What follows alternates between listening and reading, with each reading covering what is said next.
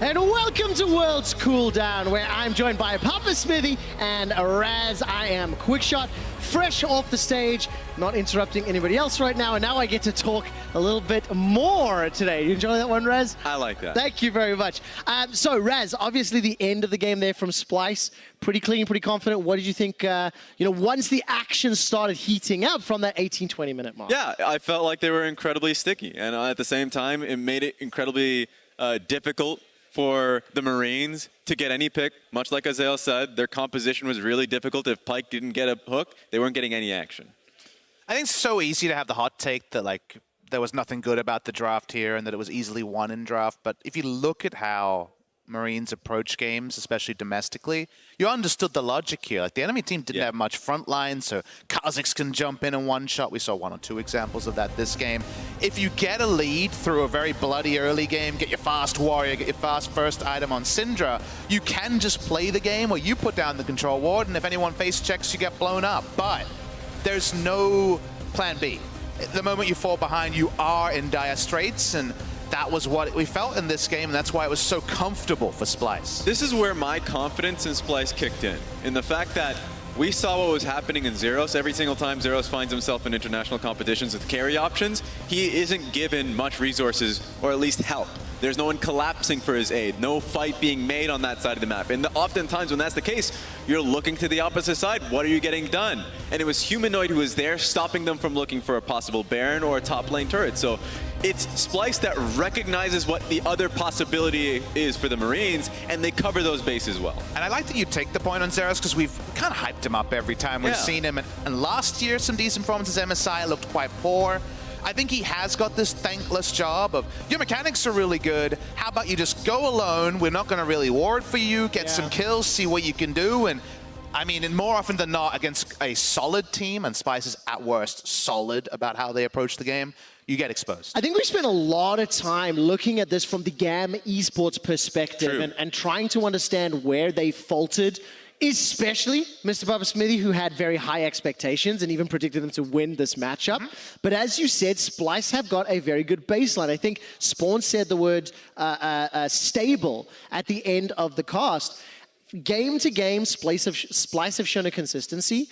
I'm not going to lie, 20 minutes, it was even. I saw them get a couple picks around Baron. I got nervous, but immediately after that, a confident, clean Baron that led into one of the smoothest finishes that we've seen today. And honestly, the draft helped because it was a very forgiving draft. It didn't do anything great, but it covered mistakes well. You have an Ezreal, for example, the safest possible bot lane choice when you don't know whether it's going to be a marksman or a non-marksman. You have GP to ult bot lane and give up minion waves if you have to. They very much said, give us your best shot, and that standard, that mechanics, that base that we have will carry us forward. And if you make mistakes, we'll lap them up and we'll win. And that's exactly how this game played out. And that's the thing. Gigabyte Marines are really good at being able to find those picks and then look for the next, like, let's say, turret or something. Like, what can we get from this?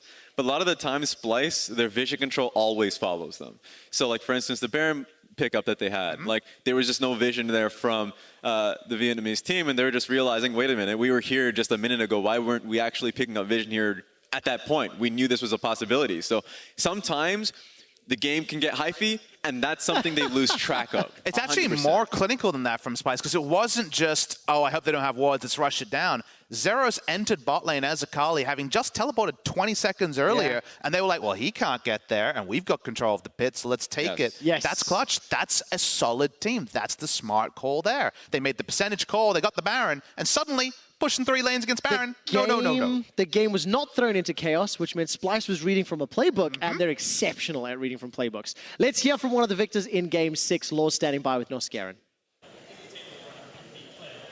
Thank you very much, guys. Laure here, and joining me right now is Norskeren after Splyce big W on the group stage. Congratulations on this one. I mean, it's the first time you're playing in front of such a big audience. How was it? Well, I wasn't really nervous, but I think once I went on stage, I kind of felt the trembling a bit. I mean, it was nice, the introduction, you know, and playing in front of a crowd has been like a goal of mine for such a long time, and feels good, like, finally being able to do it. Going in front of the stage after the victory, having all these people cheering for you must be special, right? Yeah, it's kind of like you're playing a video game, and then like so many people come here to watch you play, and it just feels good. Now, a bit more about the game. I saw GAM esports composition in the early game. It could have been painful for you, and I know the mid game is not your forte, let's say. So what was the plan in the early game to counter that plan? Well, we did a lot of scouting on this team. We know that they play heavily around their top side, their top laner in general. Like, he's their #1 carry. We know their bot lane doesn't really get any like attention from the jungler. So we figured that like if you have a roaming support, that we're able to like make plays and I guess try to gank their top side a lot with just focusing in the early game. So that was kind of our plan, and I felt like they didn't really do anything anywhere, and I didn't really pay much attention to top lane, I guess, because I was obviously playing a bit in my lane. But yeah, they just didn't do anything, and their Pyke as well got outscaled, and we just stomped them. Good first game and good entry in the world stage. Now, looking at the group, I know Duke was not happy with the group draw as a whole. You saw the two remaining opponents playing just before you, so how do you see things shaping up and your chances in this group? Well, I think I was definitely more scared of FPX before I saw the last game. I still think they're an insane team. They just had a bad game, maybe a bad draft as well, so I'm mostly afraid of playing against them. But I think we can still win against them. It's the best of one, like anything can happen. And J-Team is supposed to be easier, even though they won. So like at least like for now, I'm kind of confident that we will make it out of groups. Especially seeing like I thought Gigabyte would be a lot harder, but they I guess didn't do anything. And I think if we keep playing like this, like we did today, we will just get second then. I'm really happy to hear the confidence. Thanks again for the interview, and congrats again on the big victory. Now back to you guys. It makes me very happy to hear Norskeren talk with confidence and respect, but also in honesty. Yes. GAM did nothing. FunPlus had a bad game. They're a better team. J-Team won. They're supposed to be worse. Like, it's very deliberate word choice. Heard an answer, yes. The kicker. Of course I'm confident to make it out of groups. Yes, that is what I want to hear, Splyce. Yeah, he heard a question, he answered it right at the top of his head, and I love it. What I am going to say, though, is let's talk about the games, because FunPlus Phoenix, a front runner, a favorite. In an easy group, as we heard from Raz. Championship in the group. It's still possible. It's still possibly easy. Game. Now, we backstage were joking quite a lot, saying, you know, you can't spell FPX without LGD. Oh, geez. And looking at some of the plays, I mean, Raz, you have to explain what happened. So the moment we saw the draft, like me and Frosk looking at this is like, this is prototypical FPX and Doomby, right? Multiple melee champions, a lot of focus on how to play out these team fights. But if you look at the composition that, you know, J-Team's rolled out, actually looks incredible. Like, great kite back composition that they can roll with both the Gnar and the Xayah. And the power of team compositions was kind of clear in RNG versus Clutch as well. You know, that was a game where RNG's formation was just ultra formidable, and that was what carried them to the lead, as opposed to an Impact hard carry performance that really brought back kind of years past. Especially after I had written Team Liquid off in that game, seeing what Noguri had done in that dragon fight, dancing around 5 members of Team Liquid. I was screaming, how can you give him that champion? Then Impact shows up and says, sit down, shut up, Mr. Henry. This is how you deal with it. I just wish we had the listen in on the solo kill and heard top die, because then suddenly it's 2016 again, right? Oh, but, it would have been amazing. He was on point and now finally catching up to the FPX series. 3 Infernal Drakes, FBX, but actually probably the worst possible comp to stack Infernals on. If the house is on fire, you need the fire around you, but this is fine. You know, this is fine. Is it fine, Raz? Would you be willing to say it's fine? Are we writing it off now? Let's dial back very quickly. In fact, I don't even remember it anymore. We don't have the most time to talk about today, but I want to dial back to the FNATIC SKT series. SKT showed up. They had a draft answer for the strengths of FNATIC. Faker played the Tristana flawlessly. They scaled up. I mean, it was just a beautiful performance from SKT, and they smashed FNATIC. And it's the sort of prep that we just can't give this squad credit for. Even as a squad that's won so many world championships, Slow Starter has applied to them through multiple different versions. But even in spite of, you know, joining Europe quite late, playing a couple of days of scrims and solo queue, they had some fun stuff going on. They were playing the Tristana Flex really well. They had the pocket answer to the bot lane, Garen. So whatever they're doing, double it down, because it worked. And they looked super prepped. And even though the game kind of extended a little bit, I think you never really thought FNATIC were a chance to get back. I just love the fact that we came into the series talking about the evolution of FNATIC and how much they've changed coming into this one. And then, of course, it ended with SKT's evolution. The fact that they came in already prepared, early game draft as well. You saw the Tristana working out so damn well for Faker. Like, they're no longer the team, now I'm going to say this, but we'll see maybe in the future, that will just start scaling up in the tournament. It seems like they came in strong and understood the meta right from the get-go. All I know about Worlds is, at least there's one exception to this, but there are a lot of games played, then SKT wins was the adage for a long time, and they finished second last time, but World Championships, you know. The worst placement SKT have ever had at a World Championship is second. I can up In that. a winner's interview with Khan earlier today, I'm going to misquote it, but the sentiment was, everyone was talking about the group of death. I don't know where that idea comes from. Only people who can't focus on the prize are in the group of death. We're here to win. And that was the sentiment of the interview, and that terrifies me. Faker has only ever won tournaments or lost to the winner of a tournament. There's never been another outcome in a 6-year career, Trevor. And that's some scary numbers. And some people say maybe they can fall out of groups. It's a tough group, of course, but I'm not one of those people. There we go. Oh, man. Okay, so we'll have to find out because it's only been day one here at Worlds. Why don't we take a quick look at the standings? Group A clashes tomorrow with Group B having the J team upset alongside the Splyce win. So this is scheduled looking a little bit as well. Standings, the only teams you haven't seen just yet is that Group A squad.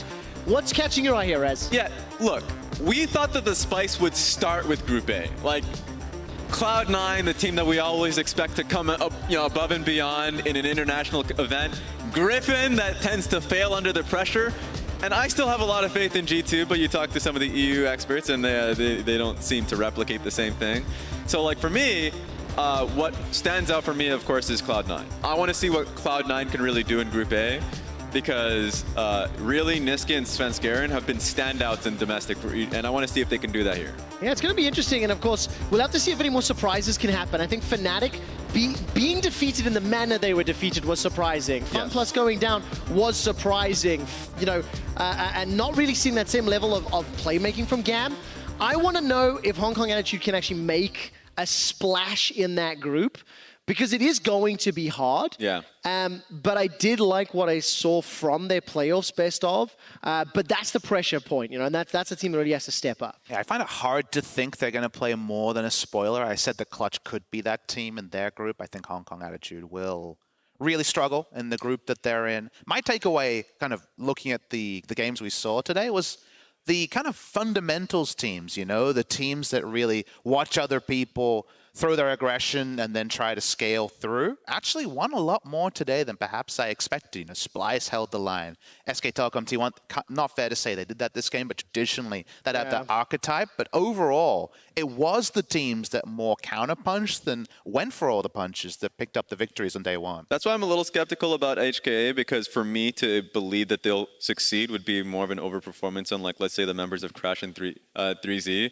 But you're right. Like, it's the teams that played well as a unit that end up coming up with the victories. So does this mean we have more faith in Cloud9 than G2 tomorrow? Uh-oh. That'll be a question. But hang on, before you answer it, the day is grouped away, squared away. We've got an idea, a game that I want to play with my analysts. It's going to be called Analysis with Overreactions. Okay. So first up, we're going to pick one of the hot takes. Production team have prepared a couple of different lines. We're going to debate whether or not the statement is believable or if it is an overreaction. And the statement is, Kale is a must ban.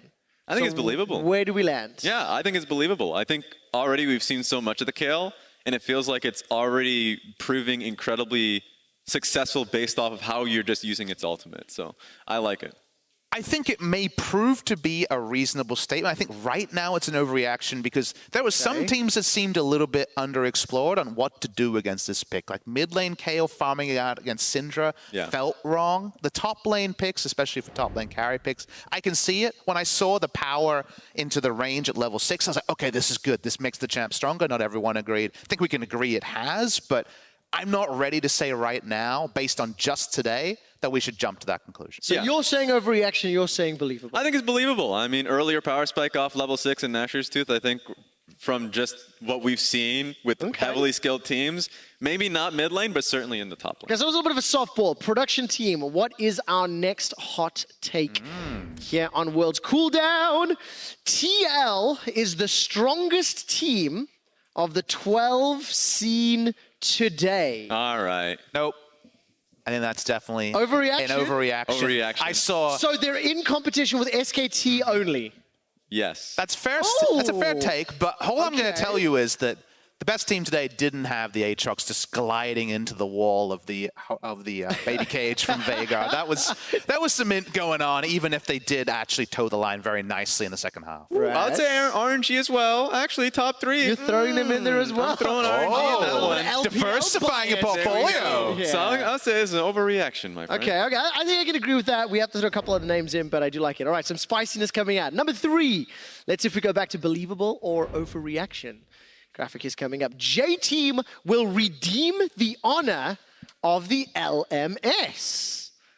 I'm ready to believe it. Oh, I actually did not expect that. So, because... One loss from FunPlus and you throw them out the window and you're on board the LMS He's train. the most noted flip-flopper on our casting team. I didn't think it was going to happen after 6 games. So, wait a minute. So, redeeming the honors of LMS, but like... Oh, now what we're playing are the honors of the LMS They won in thus far? Season 2. I think if we're talking about being able to make it out of this group, highly possible. That is all the honors you require. Hey, let's put it this way. When we came together to cast LMS most recently, it was Rift Rivals, where the best of LMS paired with the best of the Vietnamese region and won 0 best of ones, no games at all. That's a lot of honor to reclaim. The victory today might be a surprise to most people. The Scrimbucks whispers are that they've looked very good in practice games, and honestly here, there was a lot to like in their victory. So what? No. How far would J-Team need to go to make that statement believable? Quarters. Quarters. Yes. That's simple? Yes. Yeah. You're in Group B, please make quarters. Please make quarters. Okay, I think you're low ball. When was the last I'll time take a it. team other than Flash was made quarters? Like AHQ many years ago, right? So it's, there's a lot of honor to reclaim. It's been very meager 2 years. Which is why to me, I think to reclaim the honor, I had expected a deeper run because there's a lot more baggage they have to offload. Here's what I'll say. If they went 3-3 and then somehow were unluckily placed in 3rd, I still think they reclaimed a lot of honor. Oh man, you're very forgiving, Papa Smithy. They've just got a lot of honor to pick up your reclaim. edge. I'll see if you pick up your edge. Okay. All right, hot take number 4. Was that 3? I think we got number 4 coming up. Right. No!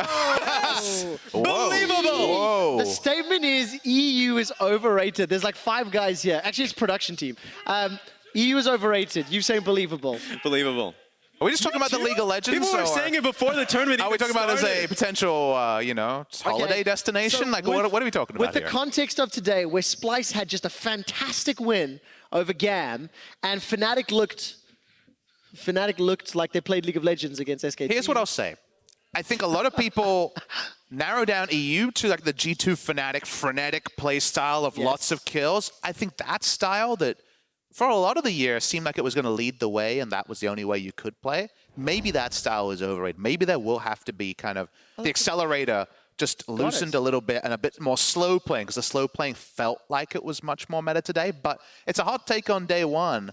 I think it's closer to believable than perhaps you would like. And I think this is always a tough conversation whenever it comes to regional conversation. Because G2 certainly is, for me, favorites of the tournament. But if they win the tournament, does that mean EU is FunPlus were pretty big favorites from Group B. I want to move us along. I think we got one more hot take before we look at the schedule for tomorrow.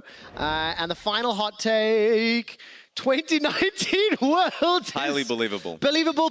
Oh, yeah. It's true. Fact, it's a fact. I think I've got it written here. What production are trying to do, team, is trying to throw you off the truth by making us joke about it, and it's a lie. The whole thing's scripted. Let's take a look at tomorrow's schedule. We have 6 more games from the 2019 League of Legends World Championship. And boy, do we start with a banger.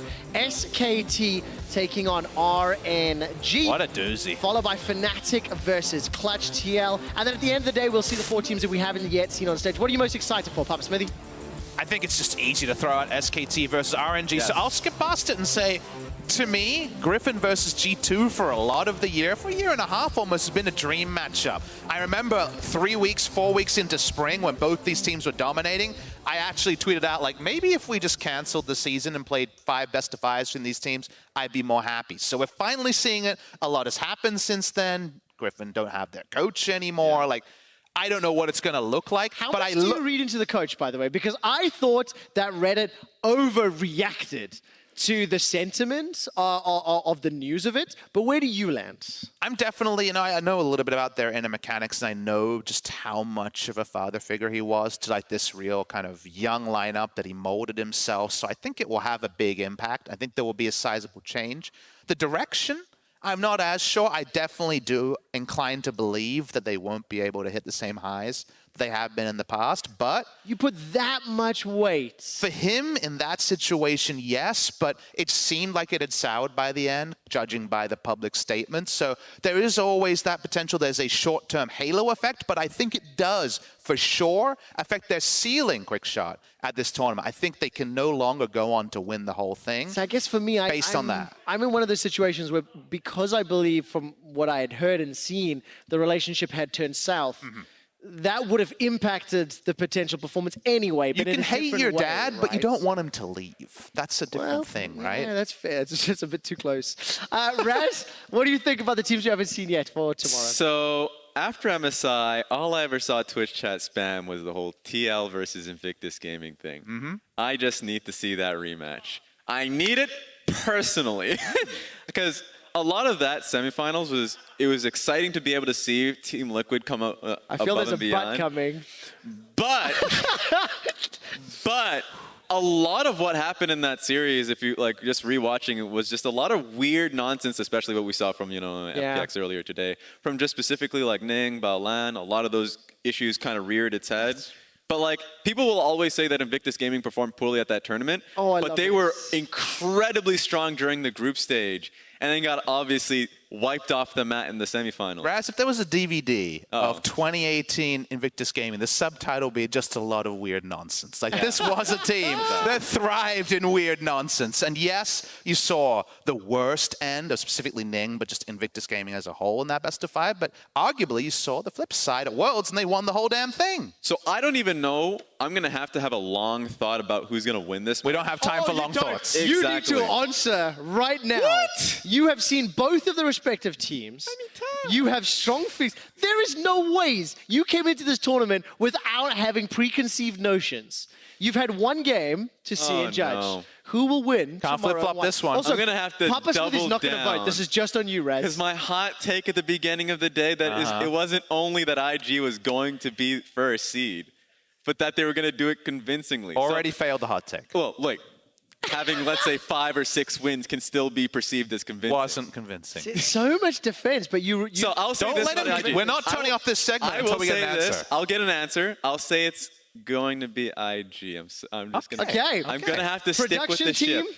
I want to track this no. and reference this tomorrow in the broadcast. If you missed any of the action today, be sure to stay tuned for our rebroadcast starting in a few minutes, and tune in tomorrow to watch how much egg lands on this young man's face when TL take down IG again. That was it from all of us here tonight. Thank you so much. We'll be back tomorrow for Worlds 2019. See you then. It will! Baby!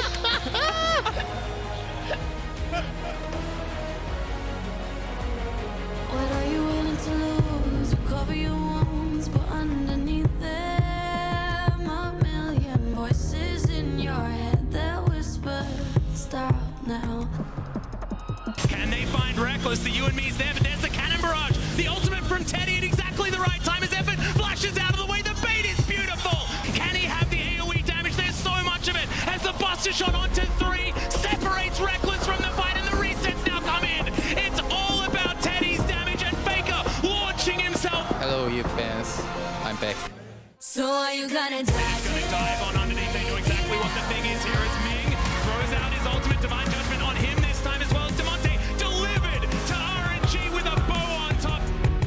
Onto Jackie Love, and that's going to mean he survives as now Leon's looking for it. Ysero gonna try and trade his life, but in goes Rainbow.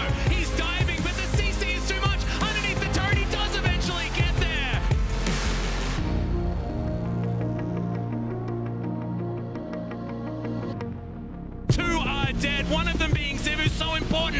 these fights. IG didn't want the Baron. They wanted to kill the entirety of AHQ, and Wako can't do anything about it. TV's now coming in as well, barely alive and walking away as Bear on the jump in, can't find it. He goes double lift. There's one kill, there's two.